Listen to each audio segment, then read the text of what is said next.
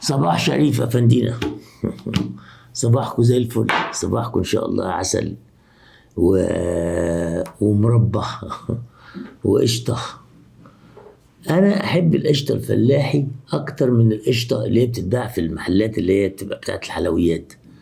يعني إحنا بنجيب طبق العيش سرايا عليه القشطة البيضة دي الحلوة دي ليها مذاق، لكن القشطة الفلاحي فيها مش عارف إيه الفرق بينها وبين دي، حد يقول لنا والله. بيبقى فيها مزازة كده وبتفكرني بأيام زمان. لما كنا نروح لأبوي العزبة الله يرحم الجميع، وده شيء نادر لأن كانت كل مش يعني مشروع للعزبة أفتكر المرات. تصدقوا إن أنا أفتكر المرات، يعني أفتكر المرات اللي رحت فيها عزبة أبويا. أيوه أبويا كان عنده عزبة 160 فدان. قعد مع واحد صاحبه مرة مش عارف اسمه السويحلي أو السويحي حاجة زي كده، وقال له تيجي يا سعد انا زهقت من الارض وبتاع وانت بتحب الفلاحه وحاجات زي كده. قال له طب ما تاخد الارض بتاعتي وتديني البيوت اللي انت بانيها في مصر في القاهره دي. قال له ماشي. كان ابويا باني بيوت في هنا في وسط البلد، وبيت في المنير، وبيوت في عين شمس، بيوت كتير. فراحوا متبادلين. شوف انت البيوت دي بقى قد ايه اللي خد بيها 160 فدان عزبه. فيها اسطبل خيل، فيها زريبة كبيرة مليانة بقر وجاموس، وقدامها جامع كبير، وبتاعت مكنة طحين بتاعت عم سيد الله يرحمه. كان ليه معانا قصة لطيفة أوي عم سيد دوت. رحنا مرة، فعم سيد ده متجوز ومخلف عيل. فمرة لقينا في هيصة كده، كنا رايحين برضو يا كمين، يعني رايحين هجوم. احنا ما كناش بنروح نتفسح. يعني ازاي الواحد يبقى ابوه كان عنده عزبة كبيرة كده وحصنة وحمير وكده، وازاي ما كناش نروح نتفسح فيها؟ لا مفيش فسح، احنا بنروح عشان امي تتخانق عشان تاخد فلوس بس.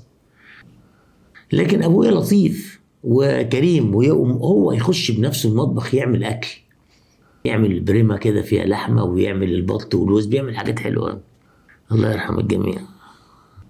شوفوا الانسان ممكن يبقى فيه جوانب كويسة كتير قوي، وجانب كده مظلم بيبوظ الحكاية كلها. يعني أنا فاكر مرة كنت رايح أعمل موضوع في دمنهور، أنا بتكلم في حاجة ما كنتش ناوي أتكلم فيها خالص. كنت رايح أعمل موضوع في دمنهور مع أصدقائي وزمايلي، وكنت لسه بحبو في الصحافة. وكان معايا الأستاذة ناهد الشافعي والأستاذة ألفت جعفر، وكنا هنبات يوم في دمنهور. فمعرفش ازاي، انا برضو معرفش ازاي حصلت الحكايه دي، ان انا رحت له العزبه. احنا رايحين دمنهور، عملنا شغل في دمنهور، وبعدين الظاهر انا كلمته في التليفون قال لي تعالى.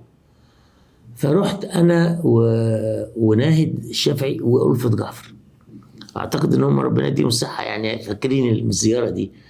فعمل لنا اكل وهيصه وزيطه يعني احتفل بينا احتفال جامد جدا، لدرجه انهم قالوا لي يلا ابوك راجل لطيف قوي. خلاص، ما انا بقول بقى ابويا مش سائل فينا ابويا. قلت لها هو لطيف، لما تقعدي معاه تلاقيه راجل لطيف جدا. هو كان حليوه، مش يعني شكله جميل، وبعدين بيلبس جلابيه، بيلبس جلابيات شيك قوي وكده، يعني فلاحه مختلفه من بلد وكده. لكن هو كان يلبس بدل وجرافطات وكل حاجه، لكن في البلد يلبس الجلابيه. فقالوا لي ده ابوك انت ليه بتقول عليه كده؟ المهم انه عمل فصل في زميلتنا ألفت ديت. يعني قال لها عندي بيت في عين شمس، كان برضو بيبني هو في العزبه، وتاخدي شقه. وطبعا خدت الشقه ما فيهاش سقف وما خدتهاش، وقصه طويله عريضه. الله يرحمك يا امه. انا قلت لها، قلت لجوزها، جوز ألفت ده بقى محافظ، بقى وزير. احمد ربنا يديله الصحه، كان زميل احمد اخويا.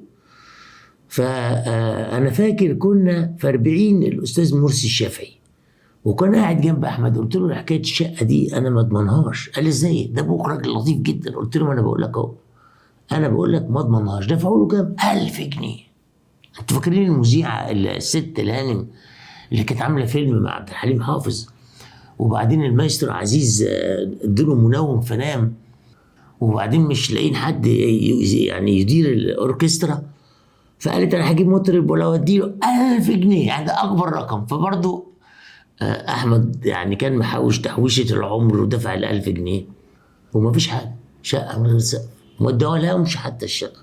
وبعدين امي قالت لي لازم نحل مشكله ألفت، ما يصحش، دي زميلتك في المؤسسه دي ست كويسه وجوزها وبتاع. قلت لها انا قلت لهم، انا قلت لاحمد انا ماليش علاقه بالقصه دي، ما اضمنش فيها اي حاجه. فاقوم الله يرحمها قالت لي انا هدفع لها 1000 جنيه. وانا اعترضت، قلت لها لا ما ندفعش، ما نعملش، لان هم فاهمين الموضع، يعني هم مش بيتهموني باي حاجه. قالت لا، ودفعتهم فعلا. يعني امي دفعت طبعا بعد 5 6 سنين كان 1000 جنيه تراجعوا زي حالنا دلوقتي. يعني ال 1000 جنيه من 3 سنين كانوا ليهم قيمه معينه، دلوقتي بقوا يعني كده. يا ابني خليك في الموضوع، انا مبقاش عندي موضوع بصراحه، ببقى عندي حاجات بستدعيها كده. فبقول لكم نروح العزبه دي بقى خناقه في الاخر، لكن في خير، في بقر بيتحلب كل يوم، في قشطه، في ناس فلاحين بيحتفلوا بامي بيحبوها، تنزل تقعد معاهم وتتكلم معاهم بتاع. فيعملوا لنا فطير مشلتت وابويا ويعمل اكل، وممكن واحنا ماشيين يدينا 20 بطه وخروفين وبتاع وحاجات زي كده، عشان يعني نمشي، بس نمشي بقى. انا فاكر مره طبينا عليه الله يرحمه الجميع، وبعدين لنا عنده ست كده جميله قوي، قمر شقره كده مليانه كده، ومعاها امها. فقال لها كويس يا كوثر انكم جيتوا. قالت له ايه؟ قال لها انا عندي عروسه لمحمد ابنك، اللي هو ابنه يعني. قالت له عروسه لمحمد؟ دخلت امي شافتهم واتكلمت معاه وبتاع. قالت له يا سعد بقى دي عروسه محمد؟ يعني انت جايب عروسه لمحمد من غير ما تقول لنا؟ ده احنا طبينا عليك كده فجاه، احنا كنا نروح نطب زي القطر المستعجل، تاخدنا وهوب تشيلنا في عربيه ويلا هوب نروح. غالبا يعني كان محمد واحمد قليل قوي لما يروحوا، لما كنا نروح انا وموني وماما. هو احيانا كان مثلا يمكن قبل ما يبقوا ظباط، يعني 65 66 في الحته دي. فنطب كده نقعد يومين 3 ما نمشيش الا لما ايه كوثر تقبض لها 200، ما فيش 200 300 جنيه مثلا يعني كده، وناخد بقى واحنا ماشيين. محمد اخويا كان يتواطأ مع ابويا. امي تقول له يا محمد روح لابوك عايزين فلوس، مش عارف دخلت مدارس، دخلت شتاء، دخلت صيف، دخلت اي حاجه. فمحمد يروح يجي جاهز من شغله من الجيش، يروح وراكب العربيه ورايح. يرجع والله ماما معهوش فلوس خالص وحالته ضنك وبتاع. وبقينا نكتشف انه خد خروفين وبطتين وحاجات زي كده، يعني ايه باع القضيه محمد. بس باعها وما خدش فلوس، باع الخرفان والبط والوز دول موجودين في البتاع، اللي عايز ياخد شيل. لكن انا لما جيت اتجوز يوم الفرح قصة العروسة هي بتفكرني. قصص كتير. اكتشفنا دي عروسته هو. دي عروسته هو. امي قالت لي واحنا ماشيين، قالت لي انت فاكر الست دي لمحمد؟ قلت لها قالت لي لا ده هو اللي هيتجوزها. ما نعرفش بقى، انا ما اعرفش حاجه اتجوزها ولا ما اتجوزهاش، ما عنديش فكره، لانه هو ما جابش سيره تاني، لا قال هاتوا محمد يشوف العروسه ولا راحت ولا سمعنا اي حاجه خالص. كان لطيف الله يرحمه. انا كنت هروح بقى حته تانية. انا لما كنا نروح بقى العزبه والله كنت بتبسط، لانه انا عيل صغير، يعني انا يعني ما كملتش 15 سنه، ما تمتش ال 15 سنه لسه، يعني ده في منتصف الستينات، 6 5 64. فكان عندي 10 سنين 11 سنه 12 سنه. فكنا نروح بقى ناخد القشطه دي بقى، ما افتكرها بقى، عشان كده طعمها ما يروحش من بقي. وقتها ما كنتش بسأل ليه أنا ما بقعدش في العزبة دي مع أبويا، ما كنتش بسأل. وما كنتش شايف إن أبويا في حاجة خالص غير إنه بيزعل أمي ومش بيديها فلوس. بس يعني أدي كل الحكاية. بعدين بقى لما كبرت وعجزت بدأت بقى أخرف فوق الكلام اللي أنا عمال أقوله ده كله، اللي هو كلام موجه للآخر. يعني في حد بعت لي رسالة امبارح والله، قالت لي إن أبويا كان كده، وبدأت أفكر يعني الحاجات دي ممكن تعمل اثر. يعني الناس لما بتكتب مذكراتها في كتب وفي حاجات، ناس كبار مش زي يعني ناس اكبر مني بكتير في الاهميه، يعني بتبقى حاجه مهمه. ليه مهمه؟ لانها هي دي الماضي اللي ممكن ناخد منه ونعمل الحاضر ونعمل المستقبل. هي دي يعني القصه دي، هي دي. لما جيت اتجوز انا قبل ما كانت الدنيا بقى ايه مقفله خالص بقى، الدنيا قفشت معايا. وامي ما خلاص يعني عملت اللي عليها بزياده، كان عندها شويه سيخه كده راحت باعتهم، خدنا الشقه ومفيش حاجه. طيب حماية الله يكرمه انا جايب الشقه وموضبها، فحماية قال انه هيجيب اوضه النوم بس، وجابوا لنا اوضه نوم الحقيقه ليها قصه لطيفه قوي. راحوا النجار في المطريه او في عين شمس وعمل اوضه نوم فخيمه، اوضه نوم خشب بس مظبوط. بعد ما اتجوزنا بثلاث اربع اشهر كده يمكن سنه، اجي ابص كده اوضه النوم السرير كان فيه مكتبه كده يعني ديكور منظر، الاقي هي لونها بني، الاقي في خشب، نشاره خشب على البتاع هنا وهنا مكونه كده، ايه ده؟ ايه ده؟ مش فاهم. فسالنا قال له ده اوضه النوم فيها سوس، دي هتقع بيكم، هتفك منكم. سوس لقينا بقى كل حته نفتح الضرفه دي نلاقي في هنا الاثر بتاع السوس بياكل في الخشب، ينخر في الخشب فينزل خشب بقى مفرفت كده زي السكر كده بس مصفر.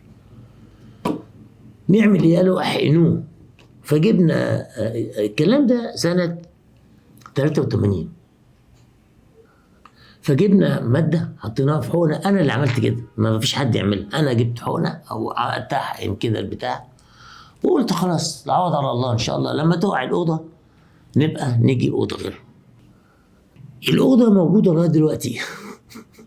الدولاب ده موجود عند ميرفت صديقتي واخت نجلة، موجود عندها في بيتها، ده زي الحديد يعني زي الحديد مفيش فيه حاجه ابدا، والسرير موجود عند ناس صحابنا برضه بالمكتبه زي الحديد ولا حصل لهم حاجه ابدا.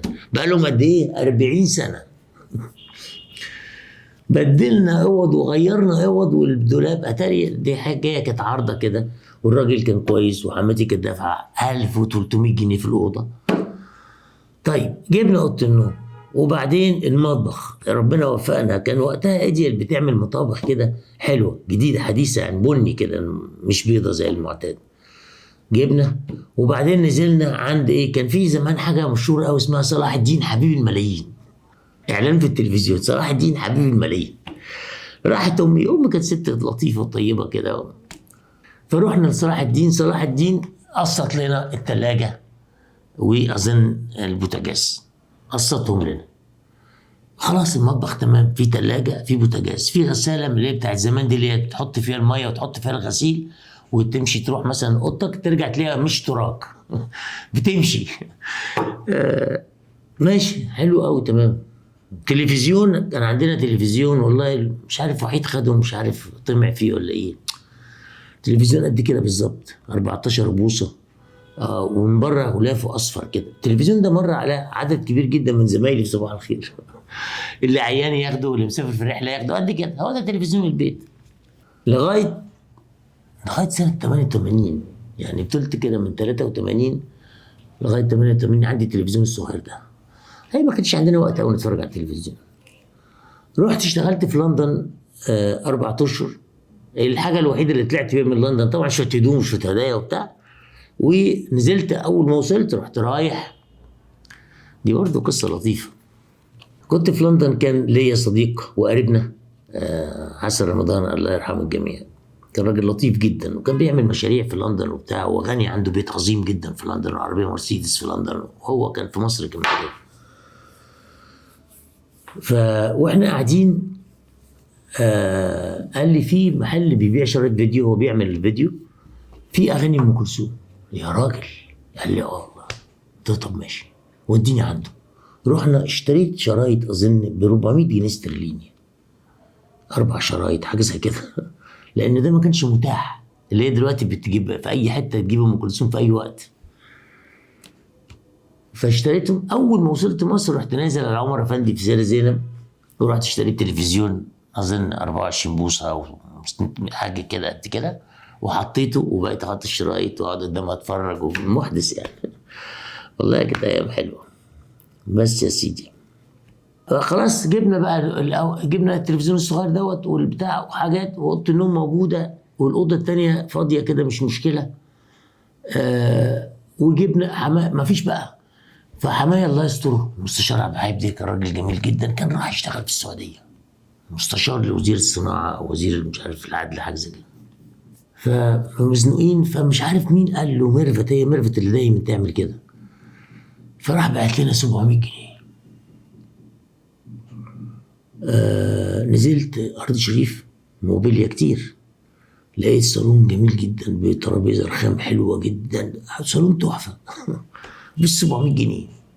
هوب اشترينا الصالون. طب بس جنب الصالون في حته فاضيه، الله يكرمها قالت لي بص خد السفره بتاعتي حطها شويه وبعدين نبقى نزلها، حطها بس عشان الضيوف اللي هيجوا لك ومش عارف ايه وبتاع حاجات زي كده. حط السفره، وكان عندها سفره جميله وما زال موجوده، سفره صغيره كده عاملها لها بالتميمي قيمه تحفه. قالت لي خدها طلعها واستخدمها، وبعدين لما ربنا يكرمك او تخلص بقى وقت الجواز والاحتفالات والضيوف والحاجات دي بنزلها واتصرف. متشكرين يا بتاع. فاضل ايه بقى؟ فاضل سجادتين والناس هتتعشى، لان احنا مش هنعمل الفرح لانه ستي ميته لما وفاتنا، فعايزين شويه ديك رومي او ديكين رومي مثلا وسجادتين. فرحت رايح لابويا، ما قابلنيش في البلد، قابلني في حوش عيسى، يعني حته زي ما تقول مدينه كده صغيره قبل الابقاعين دي اللي هو فيهم. قلت له بابا الموضوع كذا كذا. قال لا لا تشغلش بالك ابدا خالص، انا هجي لك يوم الفرح الصبح معايا الحاجات دي كلها، تشغلش بالك. شفت اظن بعد ما خلفت مي اول مره اشوفه بعدها لما خلفت مي، وطلع بالعافيه. يعني كان عند امي يجي زياره كده خاطفه، يعني اللي هي ساعه وماشي، وامي قعدت تقول له اطلع عند محمود اطلع عند محمود، ما في جرجرته كده طلعته بالعافيه. طلع ساب البنت مسكها كده كانت هتقع من ايده، خدتها منه اداها 10 جنيه. ما كانش مبلغ وحش بس مش قيمه سعد بدر، يعني حاجه عره بالنسبه له يعني. بس قصص قصص. طيب انا كنت بادئ بايه بقى؟ كنت بادئ اقول لكم انه باب الخلق ده كان الفكره الاساسيه اللي هبدا بيها النهارده. باب الخلق في سنه 2015 كنا بنعمل حاجه اسمها اخر النهار، والاسم ده الحقيقه بتاع ميرفت اخت نجله اللي هي صديقتي، يعني هي اللي اختارت الاسم اخر النهار على اساس القناه اسمها النهار، وهي قالت لي اخر النهار. قلت لها والله حلو قوي يلا، ومشينا فيه. هو موجود اظن لغايه دلوقتي، الاسم ده موجود في المحطه لغايه دلوقتي. خلاص جه حد له قيمه، القيمه فكريه سياسيه يعني، بس مش مسؤول بشكل او باخر. قال لي انت في اواخر سنه 15 يعني مثلا تقدر تقول في نوفمبر في سبتمبر في الحته دي، قال لي انت ليك فلوس كتير عند النهار. قلت له كالعاده يعني فلوسنا بتتاخر وكده بس ما بيجيكلوش علينا حقنا. قال لا اذا كان ليك فلوس حاول تاخدها. قلت له في ايه؟ افتكرت عايز مني سلف ولا حاجه. قلت له في ايه؟ قال لي لا عشان انت هتمشي اخر السنه، فاضل شهرين 3. قلت له مش هروح فين؟ قال لي هيوقفوا البرنامج. طبعا ليه مفهومه، وهيوقف البرنامج ليه مفهومه، لان انا ماليش رابط وماليش ماسكه. ما هو عشان عارفني كويس ما قاليش مثلا ايه خف شويه اهدى شويه، لان انا ما بعرفش اعمل الحكايه دي. فقال لي خلاص هتمشي بشكلك كده بوضعك كده بالكلام اللي انت بتقوله هتمشي. قلت له يا سيدي خلاص مش مسألة مشينا، الفلوس دي رزق، جات لي ما جاتليش، فعملت نفسي من بنها وسكت وخلاص مشينا اشتغلنا.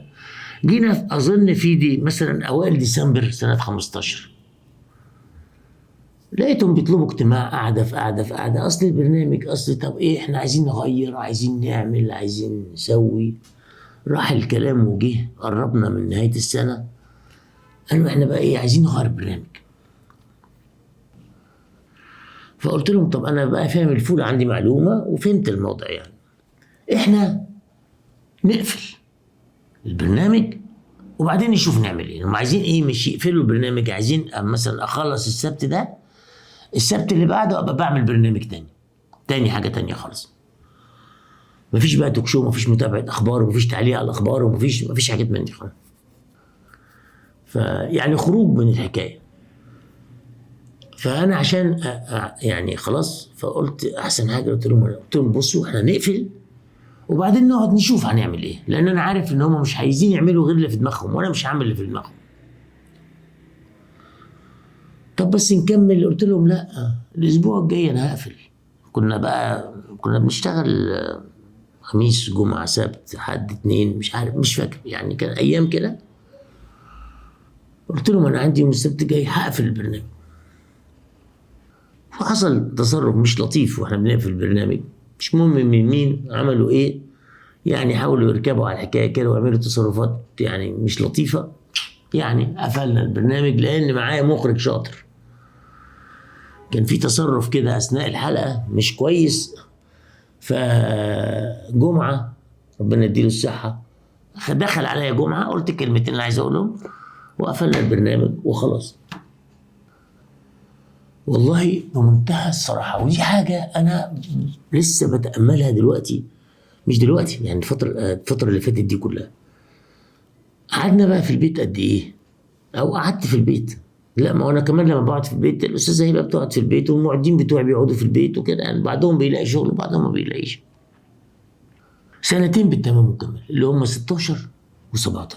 في اثناء السنتين دول علاء بيكلمني كتير ويجي نعمل نسوي، لكن مش هو ده، مش لا مش انا مش هو لا مش ويمشوا. كانوا غالبا بيجوا لي في رمضان، ما اعرفش بيفتكروني في رمضان، يجوا يسحروا ويمشوا وليه ما حصلش حاجه. قعدنا السنتين دول 10 15 زياره كده. وبعدين في الاخر لقيت علاء هنا في المكان ده بيقول لي انت مش بتحب الناس؟ قلت له طبعا. قال لي يعني تحب تتكلم مع الناس كده وبتاع؟ قلت له قال لي طب ما تنزل في الشارع تتكلم مع الناس. قلت له طب ما انا احب اعمل كده جدا. قال لي طب ما احنا، قلت له هتوافقوا تعملوا كده؟ قال لي اه هنعمل ايه، طب ما انت مش عايز توافق على كل الافكار بتاعتنا. قلت له اه طيب سيبني بقى افكر. ومن هنا بدأنا انا وهبة وحربية وعزيزة وفكريني وجمعة واحمد سمير. وكان معانا على فكرة حد برضو كمان، يعني كنا مجموعة كده نجتمع بقى كل يوم الصبح وبالليل ونتكلم ونروح ونيجي ومش عارف ايه وبتاع، لغاية ما رسينا على باب الخلق.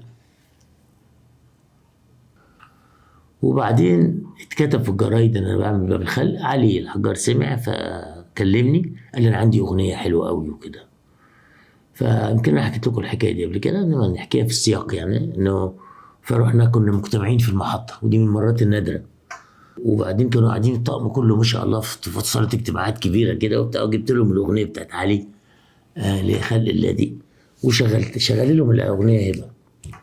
واذا بالمجموعه جالها كانها صدمه عصبيه، كاني شغلت لهم ايه مثلا مزيكه حسب الله مثلا حاجه زي كده. هم ناس بقى يعني كده بق بق بق. لكن انا حبيت حته المزيكا حبيتها. فقلت لهم اوكي يعني مش معظمهم، هم كلهم مع باستثناء هبه كلهم رفضوا، مش كده برضو؟ ورفضوا رفض يعني قاطع. وانا ديمقراطي جدا يعني اعرض الحاجه على الناس وبعدين ما تعجبهمش بس هي عجباني فممكن انا اخدها، بس برضه اشوف رد الفعل. ف وطبعا دي كان ليها جزء كبير جدا جدا من نجاح البرنامج. عملنا باب الخلق. طب ايه باب الخلق ده هنعمل فيه، هنروح فين، نيجي منين؟ قعدنا نفكر. فانا ما فيش حاجه لبست في دماغي. حربيه قال افكار حلوه وقتها واحمد سمير قالوا افكار بس ما عملناش. اللي لبست في دماغي الحلقه الاولانيه، راحت لابسه في دماغي كده ايه، احنا هنتكلم عن الناس والخلق. طب نتكلم عن انه خلق، عن الناس اللي في يعني مكتبة اسكندرية ونحكي الكتابة والقراية والحاجات دي. طب نروح عند الإمام الشافعي ونحكي عن سيادنا والناس الكبار اللي علمونا في الدين والحاجات دي. طب نروح عند محمد علي في المنشية، أو نروح مش عارف عند مين. رحت واخد 7 8 أماكن. هل نبدأ من هنا، هل نبدأ من هنا، هل نبدأ من هنا، هل نبدأ من هنا، من أماكن مختلفة عكس بعضها. مش فاكر بقيتها، بس انا فاكر طبعا الامام الشافعي كويس، فاكر مكتبه اسكندريه كويس، فاكر المنشيه كويس، في حاجات تانية مش فاكرها، لكن عملنا كده. وبدأنا نخرج من الحلقة الأولى اللي بتاع ما أنا مش حابب البرنامج أبدا ومش طايقه خالص وبشتغل بالعافية. هم قالوا لنا بقى في المحطة إحنا بقى إيه، جورج كرداحي كان معانا في أول حلقة، إحنا بقى إيه هن هنجيب له، هندفع ميزانية كويسة، نجيب بقى يعني شخصيات بارزة وكده، وهنعمل يعني تكلفة كويسة وبتاع. يعني أنت قلت الكلام ده قبل كده؟ قال لا لا لا المرة دي. طيب خلاص بدأنا. وبعدين ما فيش نجم التاني قال لك اصل ده غالي شويه، اصل ده رخيص شويه، اصل ده مش عارف ايه، وبعدين ما شفناش حاجه. ما حصلش، فمش عارفين نمشي. يعني كان المفروض معانا يبقى فيه، هو 3 ايام في الاسبوع، المفروض مره يكون فيه، يعني ما فيش. قدرنا بقى نتحايل على الوضع، ما اعرفش ازاي، ما اعرفش عملنا ايه، انا ما اعرفش لغايه دلوقتي عملنا ايه. لكن يعني اجتهدنا كلنا كده ان احنا نمشي البرنامج. وفضلت اعمل البرنامج ده سنه 18 19 20، اظن 21 جت كورونا، كنا شغالين برضو، وقفنا بقى كتصوير خارجي، وانا ما كنتش حابه. ايوه يمكن سنه 2021 بدات ايه اتفاهم مع البرنامج شويه، بدات احب شويه حاجات فيه، يعني احب ان انا بتكلم مع الحيطه، بتكلم مع الحجر، بحب الست بتاعت الفجر اللي بقعد معاها واتكلم، بحب مش عارف، بحب الحاجات دي. الحاجات دي الشغل ده فيه ادعاء كتير كبير قوي، وفي نصب كبير قوي، وفي مداعبة للنفس كبير قوي. يعني ايه؟ يعني في ناس كتير عملت الشغل ده، لكن بالافكار اللي بقولها لكم دي، بانه ايه بيمثل، يعني الامر حسب، يعني ما تهموش الست دي في حاجه بتاعت الفجل، ولا الراجل اللي بيشتغل انا مش عارف ايه، ما تهموش. فتلاقي عامل حوار حلو، وعامل نفس الشكل، نزل قاعد جنب الست وبتاع، بس مفيش مفيش. مش عارف اقول لكم الفرق دوت ولا هو ده الفرق ده، انا بحسه على الحقيقه يعني، انه بين محمد رشدي وعبد الحليم حافظ. محمد رشدي مطرب كبير جدا، لكنه وهو بيأدي ما بيبقاش شبه كلام، انما عبد الحليم بيدي كلام حقه وزياده كتير قوي، فده بيخلي حاجه تانية خالص، بيخلي غناه حاجه تانية خالص خالص. رغم ان رشدي غناه جميل جدا، لكن في سنه صغيره بتدي طعم حقيقي للحكايه. فانا اسف على التعبير ده، الناس هتزعل على محمد رشدي، محمد رشدي انا بحبه جدا وبحب اسمعه جدا لغايه دلوقتي، لكن يعني هو كان يغني كده الحاجات اللي هي فيها تاثير وبتاع، انا عبد الحليم يغني يعني جامد حقيقي. يعني محمد رشدي ما كانش صادق، لا حقيقي، بس ما كانش عنده الملكه دي، الملكه اللي يخليه يعبر عن الكلام بالشكل 100 دي مش عند اي حد. يعني ام كلثوم كانت ممثله وحشه جدا، لكنها كانت عندها ملكه التعبير عن كل حرف بتقوله اقوى من اي ممثل مسرحي، اقوى من اي ممثل مسرحي. يعني مين واقف على المسرح ام كلثوم اقوى منه في التعبير، انما لما وقفت تمثل يا محمد وكده وحاجه صعبه جدا. يعني بحبك لانور وجدي مش معقول، لكن هي لما بتغني تبقى حاجه تانية، انما بتقول كلام واحد تاني، بطلة اسمها فاطمه في المسلسل ملهاش علاقه بالفيلم والحاجات دي. فالعمليه دي انا كنت خايف منها، انا والله صادق، بس هل ده هيوصل للناس؟ صادق ليه؟ مش بس لاني بحب الحكايه دي، لان انا عارف الناس دول، يعني انا عارفهم. انا صاحبت ناس ظروفهم الاجتماعيه زي كده، كنت بقعد عندهم في البيت، وبحب الست الام ديت اللي بتنزل، والاب اللي بيعمل مش عارف ايه، شفتهم. هل ده بيفرق؟ اظن انه بيفرق. يعني مثلا انا افتكر كنت قاعد مع مذيعه مهمه وجميله، وبعدين قالت لي مش عارف ده بيمشوا يا محمود العربيات الشكمان واقع مدلدل وعامل زيطه وريحه في الشوارع، ده شيء مش معقول. انا كنت مدير مكتب سيدتي، وكنت راكب عربيه 28. وفاكر استاذ مطر الاحمدي جه زياره رئيس تحرير اول مره قبل في مصر، وركب بقى العربيه، عربيه كويسه 28، مش حاجه وحشه، مش مهينه يعني. عايز تروح فين يا استاذ مطر الصبح؟ قال لي نفسي اروح الازهر. توديني الازهر؟ قلت طبعا، يلا. رحنا على الازهر، واحنا ماشيين الشكمان وقع. وبقى رئيس التحرير السعودي اللي جاي من لندن نزل معايا، وربطنا الشكمان بفتله وعملناه ومش عارف ايه، وبعدين وديته الازهر. فانا عملت دي، شفتها. وشفت كمان انه انت ممكن الشكمان يقع معاك وبعدين تركن العربيه يومين، لان العمليه دي عايزه لها 3 4 جنيه، ومش مش متيسر يعني. فعارف القصه.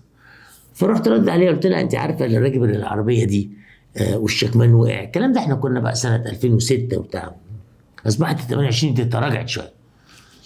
ده ممكن يكون في جيبه 5 جنيه، وال5 جنيه دول هو صاحي الصبح هيجيب بيهم سندوتشات للعيال ويوصلهم المدرسه ومش عارف ايه وبتاع. يوصل عيال المدرسه ولا يصلح الشكمان اللي هو ازعج حضرتك؟ اسكت يا فياده، خلاص. ده انا شفته عارفه. يعني انا عارف مثلا ان الجزمه تتخرم وتروح تقعد عند الجزمجي لغايه ما يركب لك لوزه. هل what's the meaning of لوزه بالنسبه للجزمه؟ what's the meaning of لوزه؟ لوزه، لام واو زال ت مربوط، لوزه. ايه هي اللوزه دي؟ اكيد ولاد كتير ما يعرفوهاش. ان الجزمه لما من كتر المشي، الجزمه بتبقى في حته كده اللي هي بتبقى تحك في الارض، من كتر المشي الحته دي بتتخرم، تفضل تتخرم حتى تصل الى الشراب. وهنا الموقف محرج جدا، لان ايه؟ الشراب هيتقطع. ودي كانت بتحصل كتير جدا، واحنا مثلا ساعات نقول طب نخش نصلي، فنكتشف ان الشراب مقطوع فما نخشش نصلي. طب ما تقلع الشراب.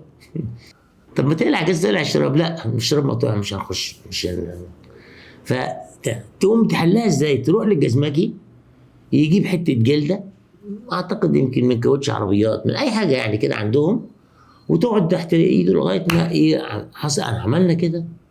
طب حاجه تانية، لما نجيب الجزمه جديده، وكانت في فتره سعروا الجزم، بتشتري جزم منين انت؟ احسن محلات في البلد، في وسط البلد، مفيش حاجه تانية يعني، مفيش حته تانية تشتري منها غير وسط البلد، احسن محلات. مش عارف مين ومين ومين، اسماء كتيره موجوده لغايه دلوقتي بس ما بقتش بالشهره بتاع زمان. المحلات بدات تخلي الجزم، فراحت الدوله مسعره الجزم. اجدع جزمه 2 جنيه 99 قرش.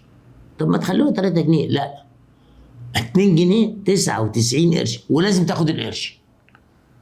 يعني بناخد القرش لانه هتركب بالاتوبيس وانت راكب. فدي كانت اجدع جزمه، كنا بنروح نجيبها من شارع سليمان باشا. 2 جنيه، لان في جزمه بقى بجنيه ونص، وفي جزمه ب 170، وفي جزمه ب 280، وفي كده وفي كده. اغلى جزمه 2 جنيه اللي هي الجلد، اللي هي بكعب كوبايه. زمان الوقت ده كان في كعب كده اسمه كعب كوبايه. طب احنا جبنا الجزمه هنعمل فيها ايه عشان تفضل تعيش مده اطول؟ ومن الجزمه بتنزل كده، الحته دي بتدوس على الارض اكتر، ودي بتدوس على الارض اكتر، ودي حتت معينه، والكعب. قوم نشتري الجزمه ونروح للجزماتي، ركب لها حديد يا عم الحاج، زي بتاعت حدوه، زي بتاعت الحصان، حدوه هنا وحدوه هنا وحدوه هنا وحدوه هنا وحدوه هنا، عشان تعيش اطول مده ممكنه. فانت شفت دوت، فانت مصدقه لما بتقعد مع حد بتقدر تصدقه. فكانت الحكايه دي يعني بتقلقني. هل انا هقدر حقيقي اعبر عن احساسي الحقيقي، ولا هيبقى فيها حاجات؟ ولذلك النوعيه دي من الشغل انا عملتها، وفي غيري عملوها كتير. انا ما عملتش حاجه جديده في الخلق، ما عملتش حاجه مستحدثه في التلفزيون، لا. عملوه ناس زمايلنا كتير جدا جدا، في منهم اللي الناس صدقته وحبته في الشغل ده، وفي منهم اللي ولذلك دلوقتي بيعملوا باب الخلق بقى ايه؟ بقى برامج، يعني بقى برامج، وانا مبسوط بالحكايه دي. يعني مبسوط انه في ناس بتقابل الناس وتتكلم مع الناس، تعمل ده، كل ده كويس. لكن الحكايه دي كانت بتشغلني جدا، لدرجه ان انا ما كنتش بحب البرنامج، لغايه ما جم تاني قالوا لي احنا هنوقف البرنامج. ودي الحقيقه كانت خبطه غريبه جدا، ما فهمتهاش لغايه دلوقتي، ما اعرفش. وانا لما حد يقول لي احس انه عايز يقول كده بروح موقف على طول، لان رزقي مش عنده وشغلي مش عنده ونجاحي مش عنده، هو ملوش دعوه، هو ده منفذ. الحاجات دي كلها بتيجي من فوق يعني. خلاص ماشي يلا قفلنا البرنامج. كنت مستوى حبي ليه يعني مثلا زي حبي مثلا لكوسه، ما بحبش الكوسه يعني باكلها، تحط عليها شويه نعناع ناشف كده وتبرش عليها وكده ممكن تك فكان كده. وفجاه لقيت ده بيقول كلام وده الحق البرنامج ايه يا جدعان، في ايه؟ في ايه؟ الحق، وناس مهمين جدا بيكلموني تعالى البرنامج ده ما وقفش، البرنامج ده كذا ايه ده؟ ايه ده؟ في ايه؟ انا كنت فاكر البرنامج ما حدش بيشوفه الا يعني كنت انزل في الشارع فحد يقول لي باب الخالق يا عم مش عارف كده. اتضح ان البرنامج يعني عامل صدى كويس جدا مع الناس وعامل كذا، والناس بقى اللي طلبوني المهمين ما يعني في نوع يعني هو بتبقى ايه. والله يا مرنا ولا حاجه، بس نسيت اقول لكم حاجه مهمه، انه السنتين اللي قعدتهم في البيت دول كانوا من اسعد ايام حياتي. وده خلاني احط علامه استفهام كبيره قوي، هو انا في الشغلانه دي غلط؟ ولا انا مش قادر استوعبها لغايه دلوقتي؟ ولا انا بشتغلها عشان ده رزق من عند ربنا، مش رزق يعني فلوس يعني فيها يعني حاجه جميله جدا؟ مش عارف، ما اعرفش. يعني ازاي انا السنتين دول كنت منسجم جدا مع نفسي، ما كانش عندي مشكله خالص. لا، ما انت كان لسه عندك طاقه وعامل برامج كويسه وناجحه، ازاي تقعد في البيت وما تشتغلش؟ ازاي؟ هتقول لي بقى المصاريف، لا انا كان عندي فلوس ليهم فقعدوا السنتين دول يدفعوا على الفلوس اللي عليهم، فما كانش عندي مشكله في حكايه الدخل والحاجات دي. لكن كنت عايش بأريحية، قريت كتير جدا واتفرجت على حاجات مهمة جدا وشفت حاجات، ولا كنت عايز ارجع تاني ابدا. ده يا عم الحاج بيقولوا في كل حتة وفي الكتب وفي الحاجات ان الواحد لما يكون بيشتغل شغلانة زي دي ويقعد في البيت وهو لسه مستعد يدي، ما عندوش موانع صحية ولا فكرية ولا حاجة، ده يتحسب ده يتعب قوي. يعني ما تعبتش خالص ولا حسيت بأي حاجة.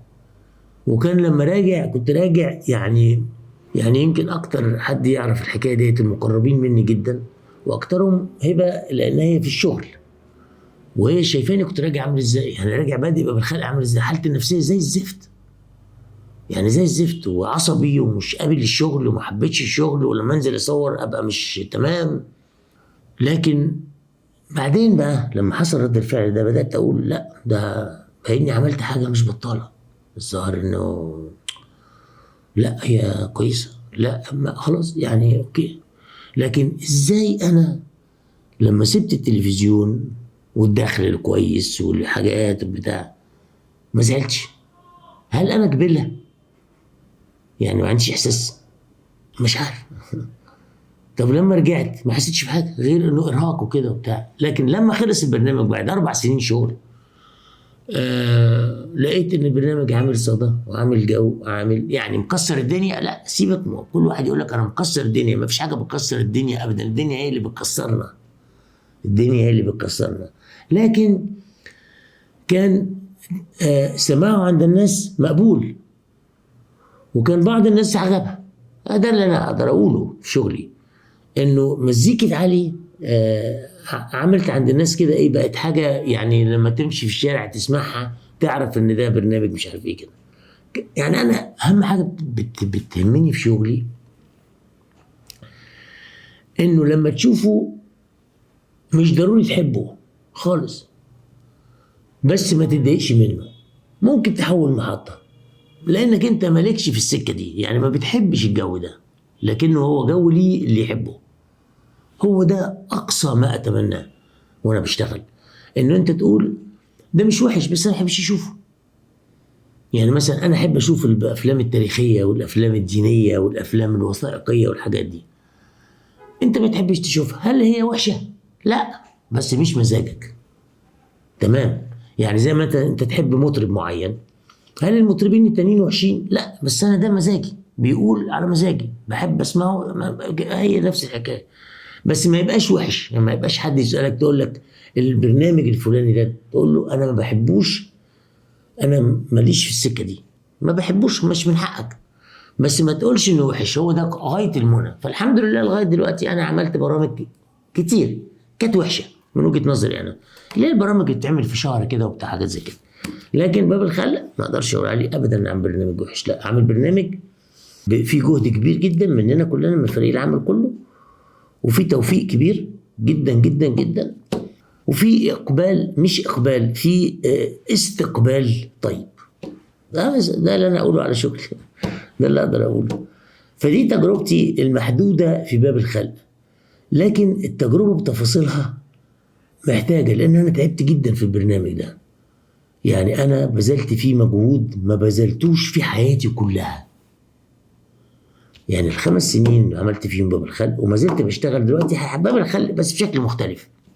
موقفوه تاني، حتى انا بقيت اقول انتوا وقفتوه ليه؟ لان حطيت في ورطه جامده جدا، لان طلب مني من جهه معينه ان اقدم البرنامج، وانا ما بحبش اشتغل الا عند الناس اللي يدوا لي مساحتي الكامله من الحريه. مش الحريه السياسيه والبتاع، سيبك منها دي خلاص، حاجه دي نسيناها، انما الحريه الفكريه. يعني انا اختار اللي انا عايزه واعمل اللي انا عايزه. يعني قررنا لا، انا بعمل اللي انا عايزه وبحطه على الشاشه، وبعدين بنشوف الناس وحلو وحش، بنشيل بنحط بنعدل.